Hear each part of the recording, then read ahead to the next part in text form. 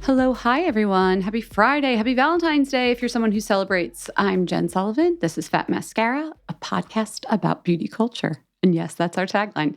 So my co-host, who you know, Jessica Matlin, she'll be here momentarily. But first, I realized I haven't shared any reviews or comments in the past few episodes. And we love to do that because we love when you leave us a review. It helps us make our podcast accessible to more people. So if you listen on Apple, go ahead over to Apple and leave us a review. We love to hear them. Or you can leave us a review on Spotify. The other thing that happens on Spotify is comments on each episode. And it's a really great place to talk to other listeners about what they think about what we said. So let me just read our latest comments here. We got a great response to our podcast with David Kibbe, which is published on January 31st. So that's 2 weeks ago now? That was our Friday interview, and you guys loved it. Let me just share. Let's see. We've got Jane Lusky, 1981 is the username. How fun was it listening to this episode? A bunch of emojis, lots of heart emojis. David is a delight. I want to bottle his enthusiasm and sunshine, as well as his point of view on how to style yourself. Then we've got the sunset or sunrise emoji. Thanks, Fat Mascara. Well, thank you, Jane. And then we also have Suzanne29. She says, I am literally pausing the podcast right now so I can comment what a unique episode. I've already done a Google deep dive on the Kibbe body types. Great interview. And then we have a bunch of comments too, people commenting on how we sort of talked over him when he was talking about the body type. So I do apologize for that. We were very enthusiastic. We love David. But I think part of that was because when you look up Kibbe types on the internet, you're not exactly getting his pure view on it. And it's changed a lot. So the podcast was less about telling you what those body types are and how to use them, and more just getting to know David and his sense of wonder and excitement about style, which was great. So it's such a good episode. And this Friday, we have another interview for you. So on to that. We are speaking with makeup artist Violette Serrat. She's the founder of the beauty brand Violette FR. So this interview is actually a replay. Get this. It was recorded back in 2017. It is one of our earliest podcast interviews, which you can absolutely tell from the audio, which we're going to clean up a bit. So not quite up to the audio standards we have now, but it's a really great interview. And what's interesting to me, I wanted to do this because A, it's Valentine's Day and she loves pink and she loves a red lip and she's a girl's girl, and that just felt very appropriate. But it's also timely. This was 4 years before she even launched Violette FR, which happened in 2021. But next week, she is launching at 75 doors of Sephora. So February 21st, Violette FR will be available in 75 Sephora doors. She's slated to move into Sephora Canada in March. So 8 years after she speaks to us, as you'll hear, she was giving us all of these hacks for products that she had to sort of create herself because she couldn't find them. And then what I love is we know the history. She went on to make them. So she alludes to this gorgeous like Eve Klein blue eye with a Sephora pencil powder. I'll let her explain it. But now she has that product in the perfect bold blue, that U paint. I don't know if you guys have seen it. It's a liquid eyeshadow liner in dew blue. It is so gorgeous. She talks about her perfume oil. She now has a perfume oil. But really, we just hang out, just like three girls having fun, talking about beauty. It's so fun. And it's so great to see how consistent her sense of style is, her messaging is, her way that she approaches beauty and women and all of that. And I just love it. So let's get into it.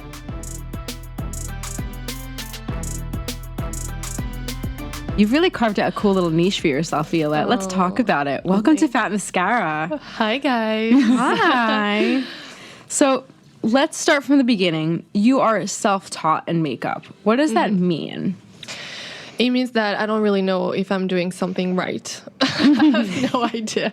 I started by myself. Like, I never learned makeup from anyone. So I never assisted. I never been to any training, school, or whatever. How'd you get a job then? I always feel like it's like you have to assist Pat McGrath. You have to assist, you know, like... I think now I would never advise, like all my assistants, I'm like, you need to assist. All the people, like I have many people writing me every day about how to make it in this industry, and I will never, ever, like, advise to do like what I did. Okay. So what did you do? You were at home and you played around with makeup? So no, I'm not a makeup fan. It's weird, but I'm really not. I don't care about makeup at all. I care about women and style and be happy and play around with my just colors on my face and on other people. But makeup itself, it's not like the achievement. It's just a tool that I'm using. I'm from art. That was my first love. So since I'm 3, I'm studying art. It sounds weird, but it was really the way I could express myself. When I was a kid, I was being kind of wild. And I think that's my main like training. That's what taught me everything. It's art. And in my country, in France, women are in harmony with their femininity, but in a very specific way. It's not very glamorous, I think.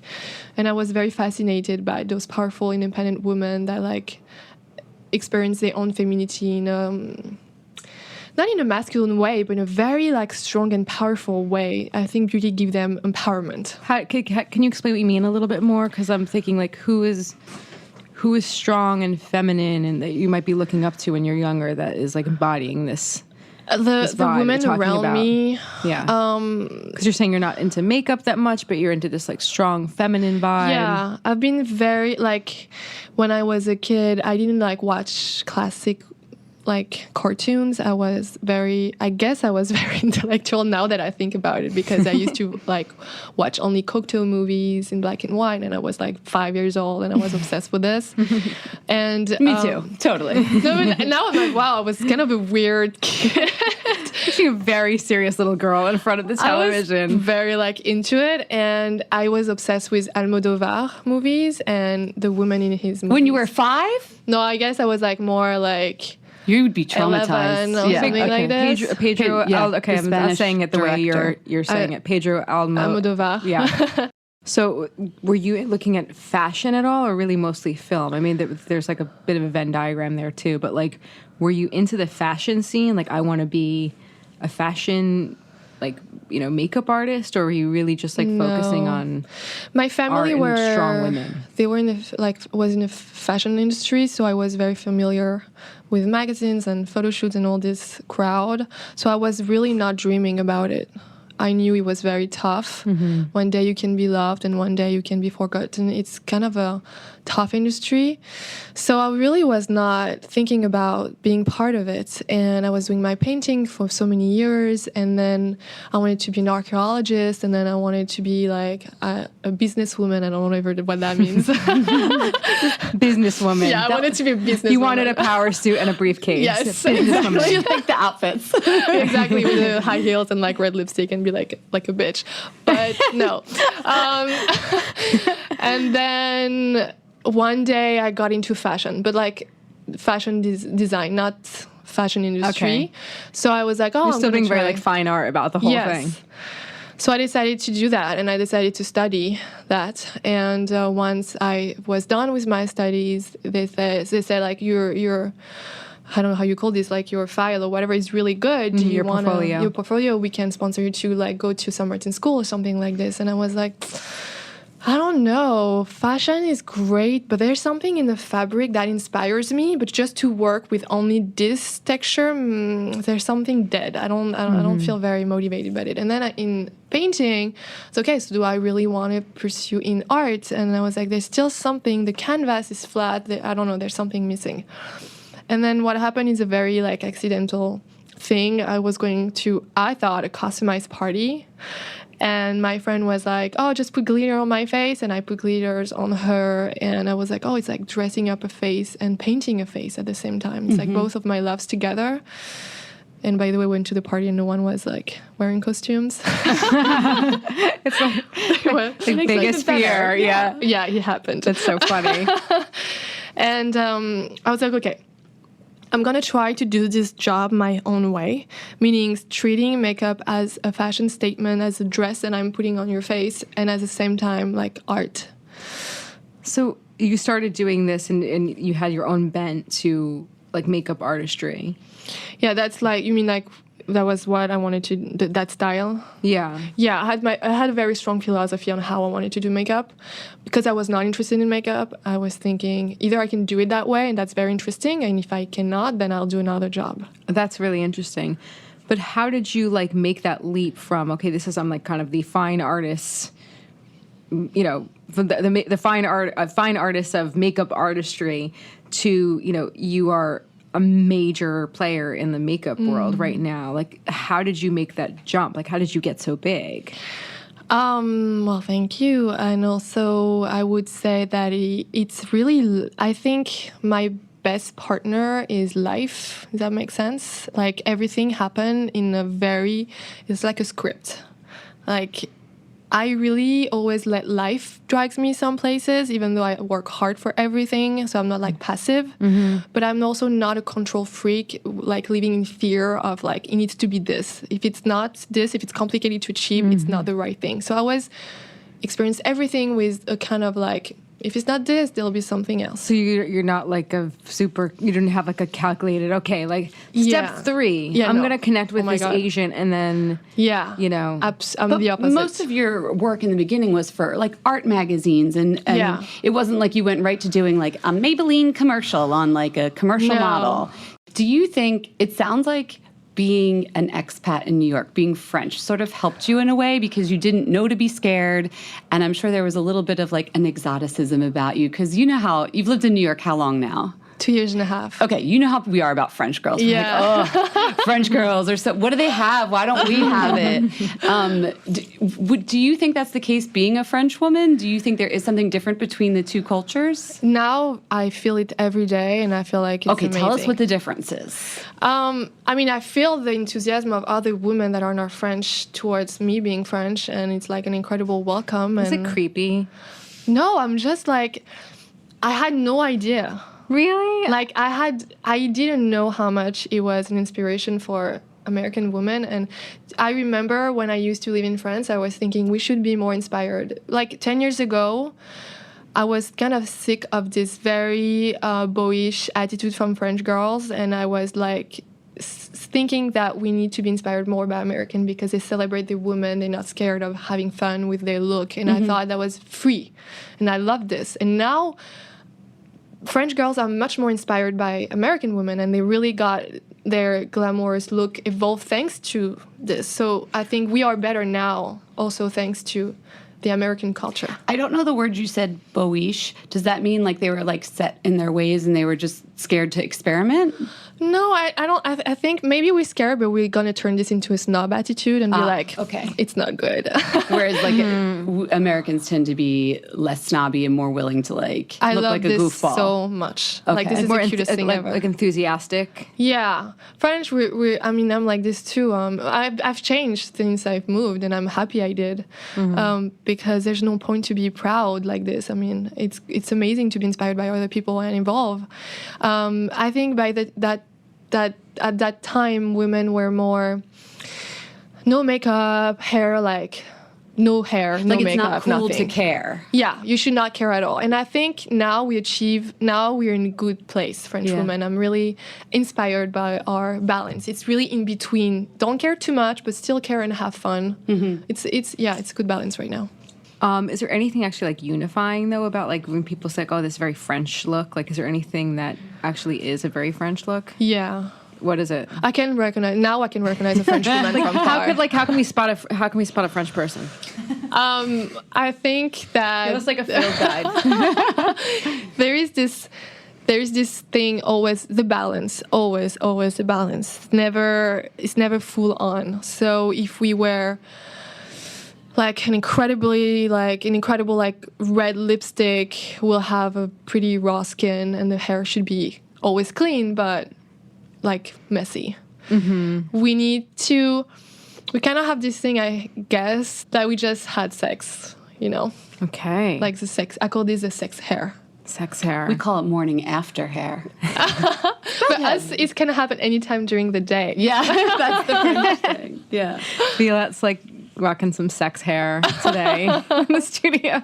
Sex hair and a sweatshirt. But it's not, they would never be vulgar. It's not vulgar. Yeah, never fully done. Makeup, hair, outfit, perfectly styled. No, That's never, not cool. never. It's like, it's always like, even today, like I wear my sweater top, but I have these leather pants and leather shoes. Like it can be very laid back, but you have a touch of something chic there to make it up for the rest. Sure. And it's the same with your hair and your makeup.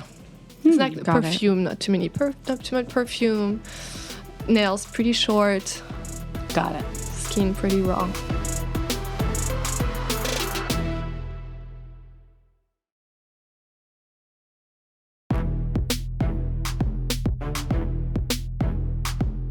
So you are very big on YouTube and Instagram. What post or video has gotten a lot of response? What's gotten a lot of love? Recently, there's really one video on my YouTube that got so much success, and I was not expecting this at all. It was the one that I did in my atelier, because I have an atelier in the city, where it's like my creative bubble. I have all my pigments, I have all my inspirations on the walls, and I draw there, I paint there, and I do my consulting jobs there.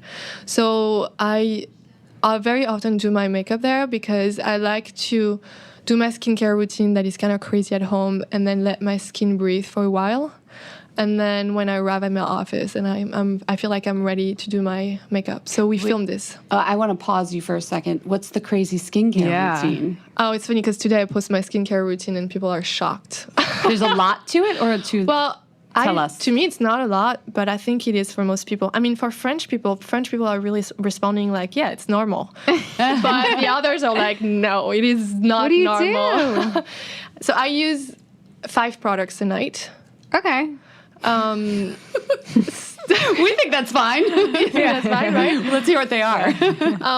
So I cleanse with, it depends. I have this, in this video I use the mud, and right now I'm using this Moon cleanser oil that I really like, because I never use cotton pad on my face when I remove makeup, because it scratches the skin, and also it's not good to the lashes. So I really massage a while with the oil, and then I rinse off a lot. You don't use like a washcloth or anything? No.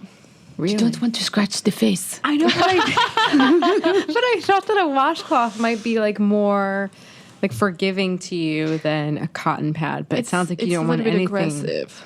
Okay. At the end, because I use all the stuff, so that's why I try to be more gentle. And my skin is extremely, I guess, like me, my skin is a pain in the ass. Like, if I use the wrong products, like, no. So I massage and cleanse, and then I have this spray. I love like saline spray because it removes all the how do you say microbe, like bacteria. And then I will have this serum that I really love from Recherche Biologique that is it's like oxygenation in your skin. Like when you have olive skin, I have a tendency to have like dark circles, or my complexion color will change every day depending on how I feel, how I slept. Like it's kind of annoying because it's like a window on exactly how was my day the day before. Yeah. So I cannot hide. Like people will tell me right away, oh, you look tired today. Which I think is the rudest thing to say. It is rude, yeah. Yeah. And so I use this, and it's been doing so incredible for me. Like, there's no way I'm gonna like kill this product. Then I use those homeopathy little ampoules that are actually, normally you drink them. So one is for like an overdose on antioxidant on my skin one night, and the other night I'll use the other one, which is like to rebalance my skin. This is all quite reasonable. Okay, we're up to 4. That's what I thought. And then I have, I kind of forgot. I know I have this new cream I'm trying, but sometime I will put another serum or another kind of oil, depending on the weather, because climate also has a strong impact on my skin. So this is every single night, and it will never happen that I miss one step or never. Okay. But I think, like, in the video, I'm also using 2 masks to say, okay, once a week on top of this, just 6 masks. Yeah. And so it looks a bit, like, intense. But, yeah, but for some people, they only want to use 2 products or 3. And you said then you let it breathe for a while before you go to your atelier and do your makeup. Is that just to, like, let your skin, like, the pores close back up? Like, what do you mean by that? Is that a good idea for, like, one of us to do? I think so, because your skin needs a little bit of time to process, to absorb. Yeah. And then I think Got to think about it. Yeah, and a break, like to not do anything for a minute. Also, I don't wear foundation, so You're not wearing any foundation right now? no, I have concealer right now, but I have nothing. I have blush, but like nothing on my skin. I'm pretty allergic to foundation, so I use it very rarely. So that's why also my routine has to be like very difficult, if I Right. must say. Yeah. I have no choice. What's your favorite shoot you've done recently for a magazine? Teen Vogue.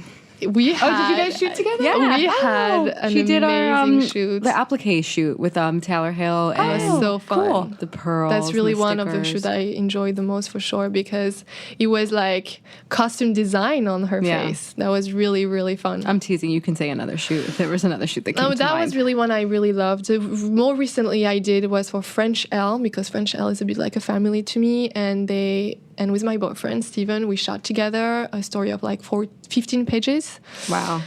And for 2 days, and they said, do whatever you want. For 2017, we just want to know your vision. And I said, okay, guys, I don't like trends. I don't care about trends. So can I just say what I'm inspired for other women? Mm-hmm. They said, sure. I mean, I thought that was like so What are you kind. inspired for 2017? I did a lot of pink. Ah. I was very much into pink. So I did like the 50 Shades of Pink, I guess. Wait, do you have awesome. blush on right now? Yeah. What is this blush that This you're wearing? Glossier Puff, the new blush. Yeah, that's a pretty pink. Thank It's very you. pretty. So did that shoot come out already? Yeah, it came Cool. out, and I'm like very, very happy with it. It's basically Daphne, the girl. She has no makeup on her skin, and she just has one statement. So sometimes it's like a velvet, deep red lips, or a metallic eye, or stars stem tattoo on the eyes. Like one statement that she will wear as an accessory, like a piece. So how do we do the stars? So I use a milk pen. Do you know Oh, this they're pen? little like the stem, like yeah. the stencil Yeah. pens. Yeah. And I just like, how do you say, stamp, So stamp it my on there. eyelid. I Yeah. recover all my eyelid with it, That's cool. and it's fun. It stays on for 2 days, so you need to be ready. Thanks for the warning.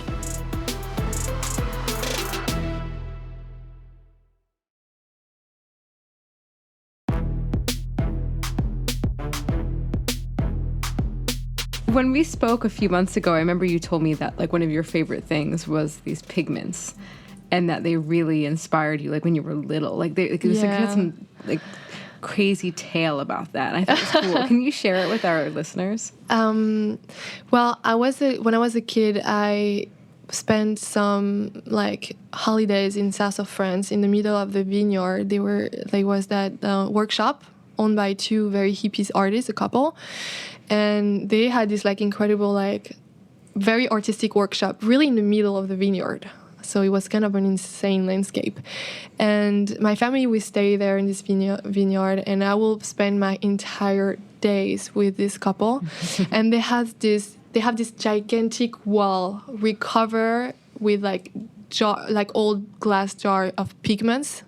So I remember like sitting on the floor and being shocked by this entire, and I was small, so it was like so big, gigantic wall of colors everywhere.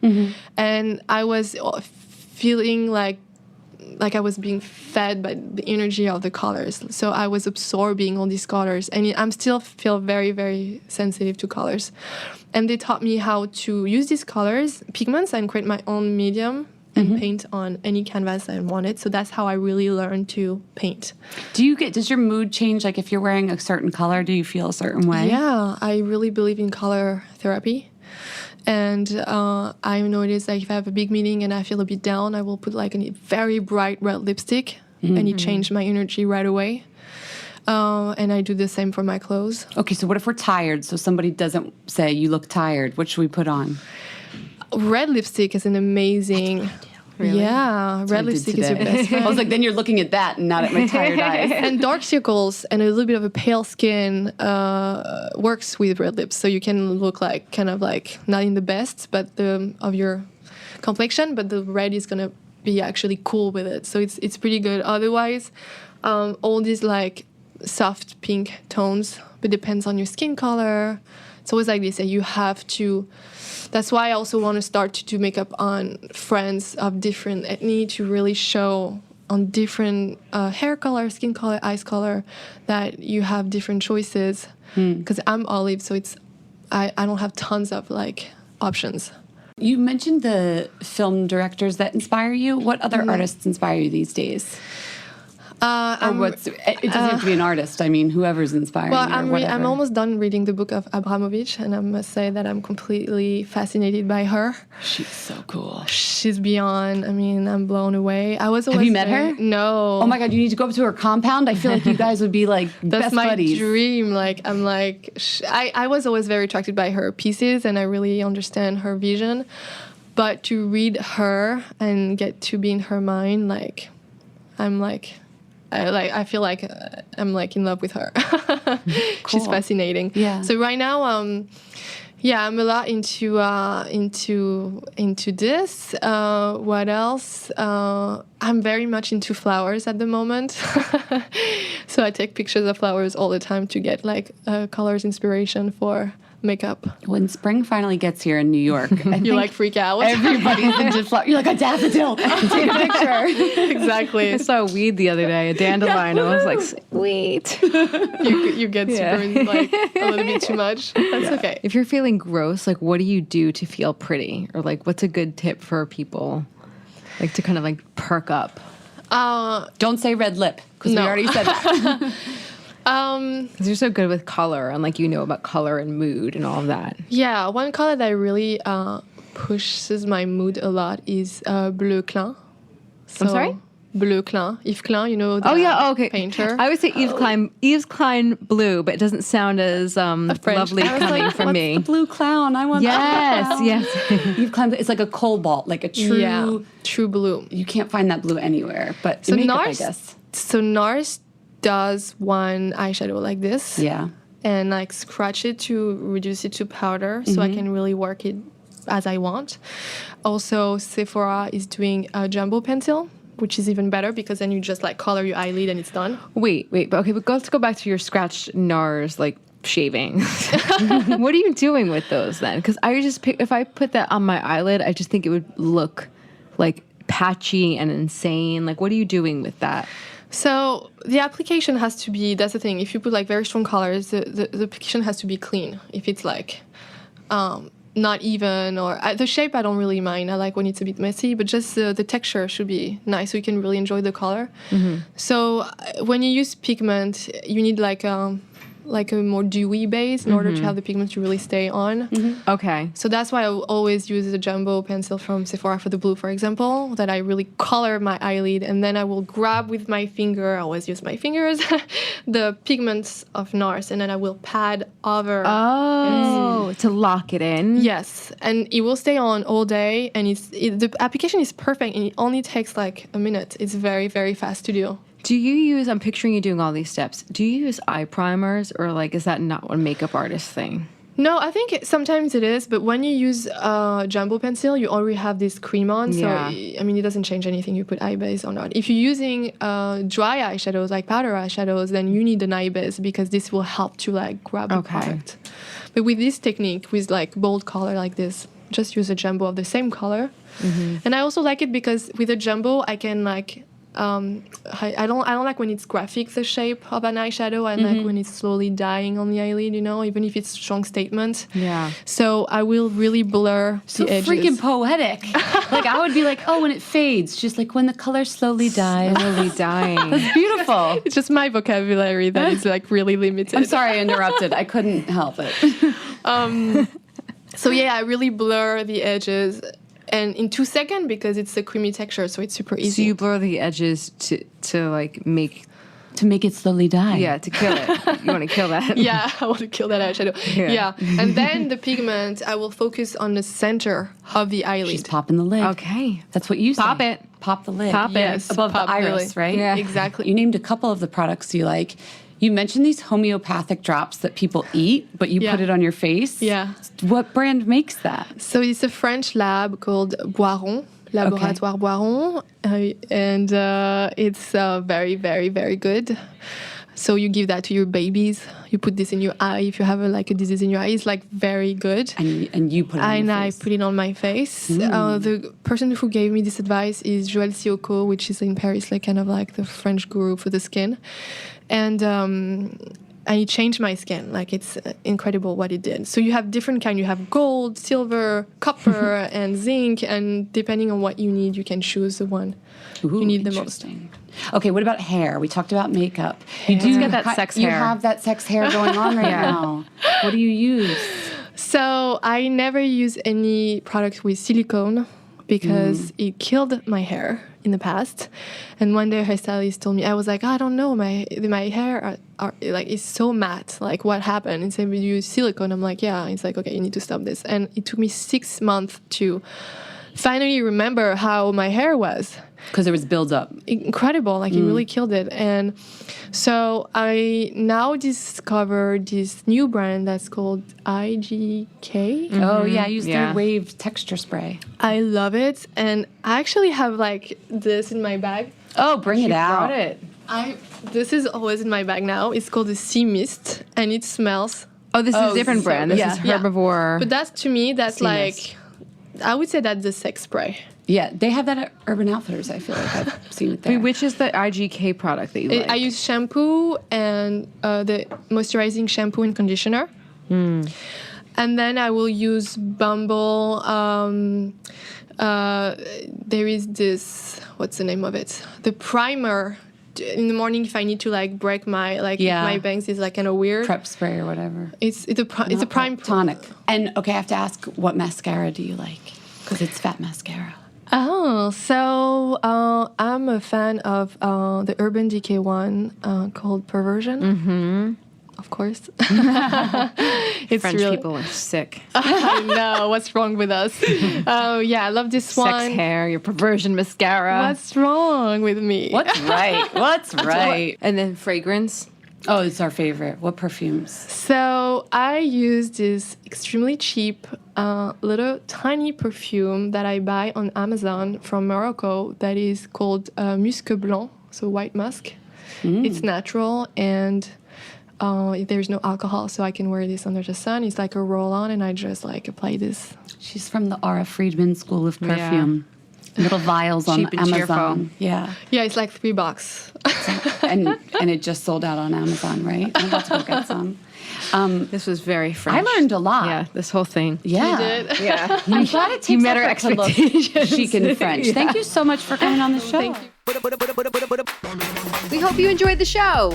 It's your reviews and feedback that help us make the podcast even better. Head over to iTunes to rate and review us, or email your thoughts to info@fatmascara.com. We also want to answer your beauty questions and hear what products you love. To share a Raise the Wand product review or to ask a beauty question, email us at info@fatmascara. If you send it as a voice memo file, we can even share your voice on the podcast. You can also do that by leaving us a voice message. Our phone number in the United States is 646-481-8182. Thanks so much for listening.